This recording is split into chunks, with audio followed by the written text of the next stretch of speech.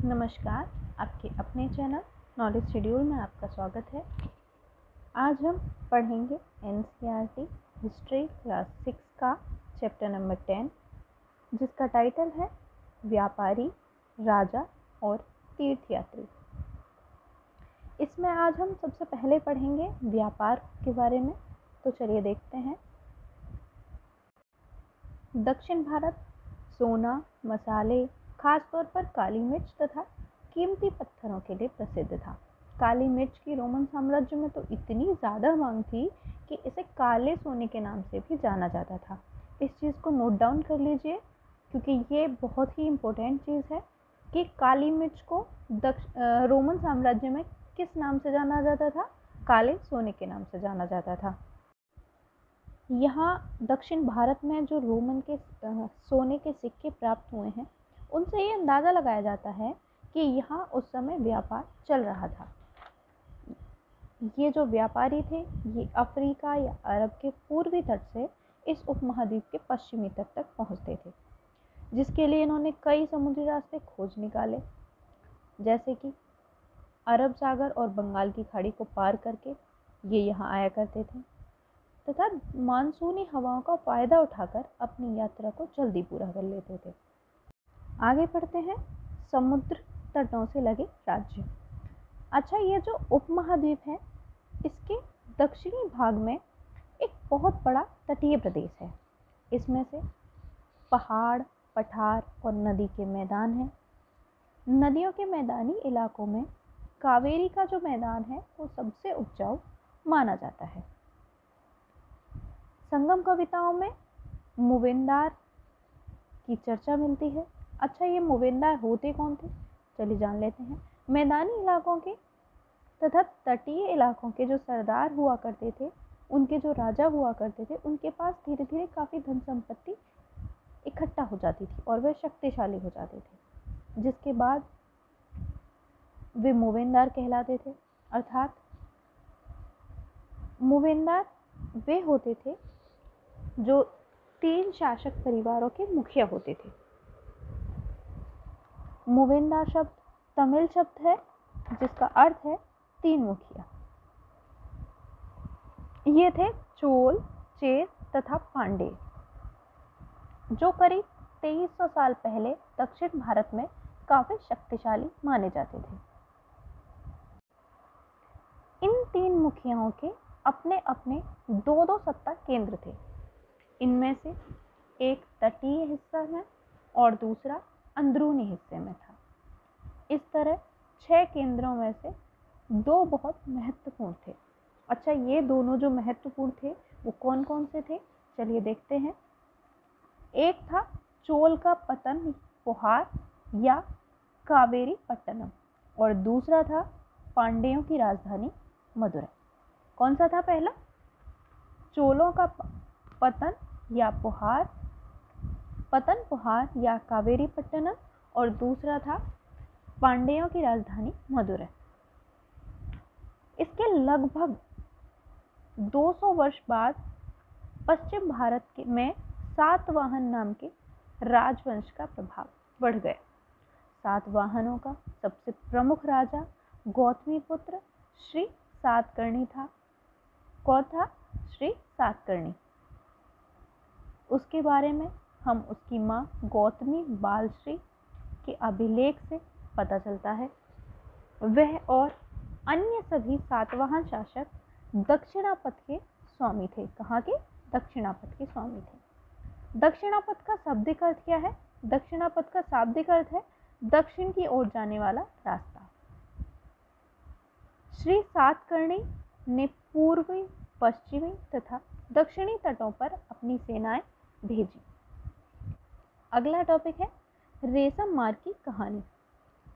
कीमती, चमकीले और चिकनी मुलायम बनावट की वजह से रेशमी कपड़ा अधिकांश समाज में बहुमूल्य माने जाते हैं। अच्छा, ये बहुमूल्य क्यों माने जाते हैं? क्योंकि इनको बनाने का जो प्रोसेस होता है वो बहुत ही हार्ड होता है, यानी कि उनकी जो बनाने की प्रक्रिया होती है वो बहुत कठिन होती है, जिसकी वजह से इसको बहुत ही बहुमूल्य माना जाता है। वो प्रोसेस क्या है, चलिए देख लेते हैं। रेशम के कीड़े से कच्चा रेशम निकाला जाता है, सूत की कताई होती है और फिर उसको बुना जाता है। रेशम बनाने की जो तकनीकी का आविष्कार हुआ था वो सबसे पहले चीन में हुआ था। करीब 7000 साल पहले चीन में इसका आविष्कार हुआ था। इसकी तकनीक उन्होंने हजारों साल से पूरी दुनिया से छुपा कर रखी और जो चीन से पैदल घोड़े या ऊँटों पर कुछ लोग बाहर दूर दूर की जगहों पर जाते आते रहते थे, जिससे लोगों को इस रेशमी कपड़े का पता चला। ये जिस भी रास्ते से जाया करते थे उस रास्ते को सिल्क रूट के नाम से जाना जाने लगा। करीब 2000 साल पहले जो रोमन शासक थे उनके या और धनी लोगों के बीच रेशम पहनने का बहुत बड़ा क्रेज चला, यानी कि उस टाइम की फैशन कह सकते हैं आप। 2000 साल पहले की रोम के शासकों और धनी लोगों के बीच रेशम को पहनने की फैशन थी। और सिल्क रूट पर जो नियंत्रण रखने वाले शासक थे उसमें सबसे प्रसिद्ध कुषाण थे। करीब 2000 साल पहले मध्य एशिया तथा पश्चिमोत्तर भारत पर इनका शासन था। पेशावर और मथुरा इनके दो मुख्य शक्तिशाली केंद्र थे। तक्षशिला भी इनके ही राज्य का हिस्सा था। इसके शासनकाल में ही सिल्क रूट की एक शाखा मध्य एशिया से होकर सिंधु नदी के मुहाने के पतनों तक जाती थी। इस उपमहाद्वीप में सबसे पहले सोने के सिक्के जारी करने वाले शासक जो थे वो कुषाण थे। अच्छा, आपसे पूछा जाए कि दक्षिण भारत में जो सोने के सिक्के जारी करने वाले जो शासक थे वो कौन थे, तो आप क्या बताएंगे? कुषाण शासक थे। सिल्क रूट पर यात्रा करने वाले व्यापारी जो थे वो इन सिक्कों का प्रयोग किया करते थे। अगला टॉपिक है बौद्ध धर्म का प्रसार और प्रचार। कुषाणों का सबसे प्रसिद्ध राजा जो था वो था कनिष्क। उससे करीब 1900 साल पहले शासन किया था। उसने एक बौद्ध परिषद का गठन भी किया जिसमें एकत्र होकर विद्वान महत्वपूर्ण विषयों पर विचार विमर्श किया करते थे। बुद्ध की जीवनी, बुद्ध चरित्र के रचनाकार कवि अश्वघोष कनिष्क के दरबार में रहते थे। अच्छा, यहाँ से एक क्वेश्चन बनता है जो बहुत इम्पोर्टेंट है। अगर आपसे पूछा जाए कि बुद्ध चरित्र, बुद्ध की जो जीवनी है उसके रचयिता कौन है, तो आप बताएंगे अश्वघोष। और अगर आपसे एक और क्वेश्चन यहीं से पूछा जाए कि बुद्ध की जीवनी, बुद्ध चरित्र के रचनाकार अश्वघोष किसके दरबारी कवि थे, तो आप क्या बताएंगे? आप कहेंगे राजा कनिष्क के। तो दो क्वेश्चन यहाँ से बने जो बहुत इम्पोर्टेंट है। चलिए आगे पढ़ते हैं। अश्वघोष तथा अन्य बौद्ध विद्वानों ने अब संस्कृत में लिखना शुरू कर दिया था। इस समय बौद्ध धर्म की एक नई धारा महायान का विकास हुआ। अच्छा, एक और क्वेश्चन देख लेते हैं। महायान शाखा का अगर आपसे पूछा जाए कि बौद्ध धर्म की जो महायान शाखा थी वो किस समय प्रारंभ हुई, उसका विकास कब हुआ, तब आप क्या बताएंगे? कनिष्क के शासनकाल में। इसकी दो मुख्य विशेषताएं थी। कौन कौन सी? पहली विशेषता जो थी वो थी मूर्तियों में बुद्ध की उपस्थिति सिर्फ कुछ संकेतों के माध्यम से दर्शाई जाती थी। मिसाल के तौर पर अगर देखा जाए तो उनकी निर्वाण प्राप्ति को पीपल के पेड़ की मूर्ति द्वारा दर्शाया जाता था। पर अब बुद्ध की प्रतिमाएं बनाई जाने लगी। इनमें से अधिकांश मथुरा में तो कुछ तक्षशिला में बनाई जाने लगी। दूसरा जो परिवर्तन देखा जाता है वो क्या था? बोधिसत्व में आस्था को लेकर था। अब बोधिसत्व क्या है? बोधिसत्व उन्हें कहते थे जो ज्ञान प्राप्त करने के बाद एकांतवास करते हुए ध्यान साधना कर सकते थे। लेकिन इसमें परिवर्तन क्या हुआ? परिवर्तन हुआ ये लोग ऐसा करने के बजाय लोगों को शिक्षा देने और मदद करने के लिए सांसारिक परिवेश में ही रहना ठीक समझने लगे। धीरे धीरे बोधिसत्व की पूजा काफ़ी लोकप्रिय हो गई और पूरे मध्य एशिया, चीन और बाद में कोरिया तथा जापान तक भी फैल गई। बौद्ध धर्म का प्रचार पश्चिमी और दक्षिणी भारत में हुआ, जहां बौद्ध भिक्षुओं के रहने के लिए पहाड़ों में दर्जनों गुफाएं खोदी गईं। इनमें से ज़्यादातर गुफाएं पश्चिमी घाट के दर्रों के पास बनाई गई थीं। बौद्ध धर्म दक्षिणी पूर्व की ओर श्रीलंका, म्यांमार, थाईलैंड तथा इंडोनेशिया सहित दक्षिण पूर्व एशिया के अन्य भागों में भी फैला। थेरवाद नामक बौद्ध धर्म की आरंभिक रूप इन क्षेत्रों में कहीं अधिक प्रचलित था। अच्छा, आप स्क्रीन पर जो चित्र देख रहे हैं, यह सांची के स्तूप का एक मूर्ति चित्र है। यहाँ इस वृक्ष और उसके नीचे के खाली आसन को देखिए। मूर्तिकारों ने यह बताने के लिए खुदाई करके यह मूर्ति बनाई कि बुद्ध को ज्ञान की प्राप्ति इसी वृक्ष के नीचे बैठकर ध्यान करते हुए हुई है। इस चित्र को देखिए, यह तक्षशिला में बनी बुद्ध की प्रतिमा का एक चित्र है। इसके बाद जो आप देख रहे हैं, यह मथुरा में बनी बुद्ध की एक प्रतिमा का चित्र है। चलिए अब बात कर लेते हैं तीर्थयात्रियों की। तीर्थयात्री वे स्त्री पुरुष होते हैं जो प्रार्थना के लिए पवित्र स्थानों की यात्रा किया करते हैं। भारत की यात्रा पर आए चीनी बौद्ध तीर्थयात्री फा शिएन काफ़ी प्रसिद्ध हैं। वह करीब 1600 साल पहले भारत आए थे।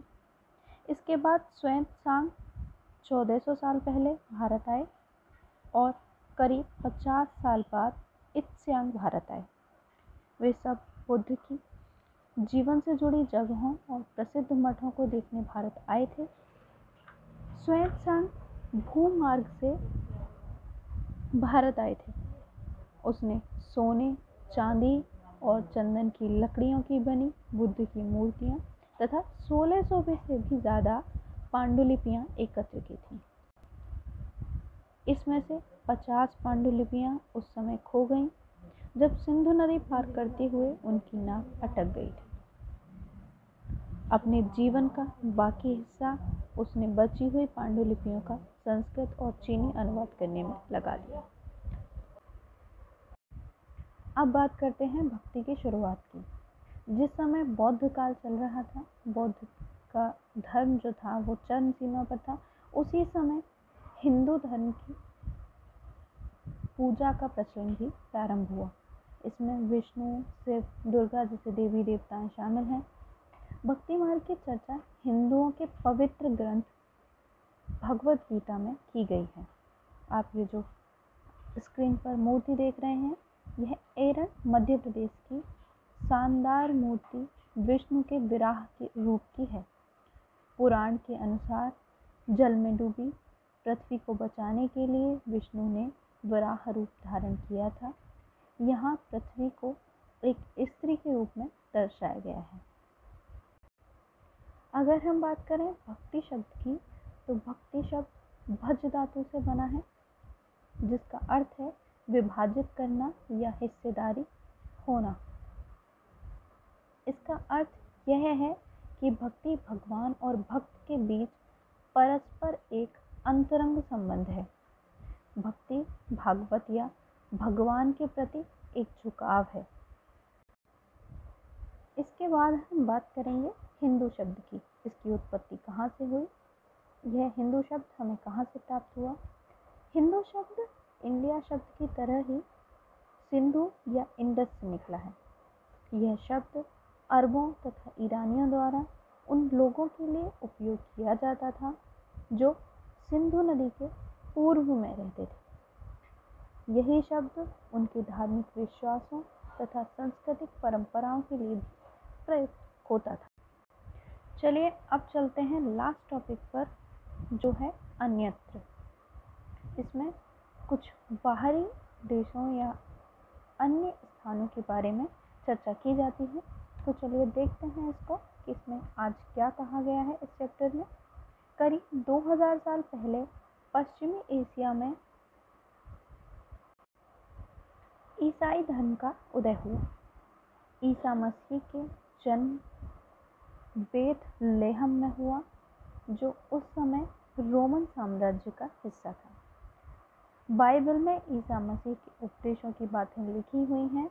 बाइबल क्या है? बाइबल एक किताब है जिसको ईसाई धर्म से सम्मिलित माना जाता है। केरल में ईसाइयों को सीरियाई ईसाई कहा जाता है क्योंकि वे पश्चिमी एशिया से आए थे। वे विश्व के सबसे पुराने ईसाइयों में से एक हैं। आज का चैप्टर यहीं ख़त्म होता है। फिर मिलते हैं एक नए चैप्टर के साथ। तब तक के लिए धन्यवाद। वीडियो पसंद आया हो तो लाइक, शेयर और सब्सक्राइब कीजिए। धन्यवाद।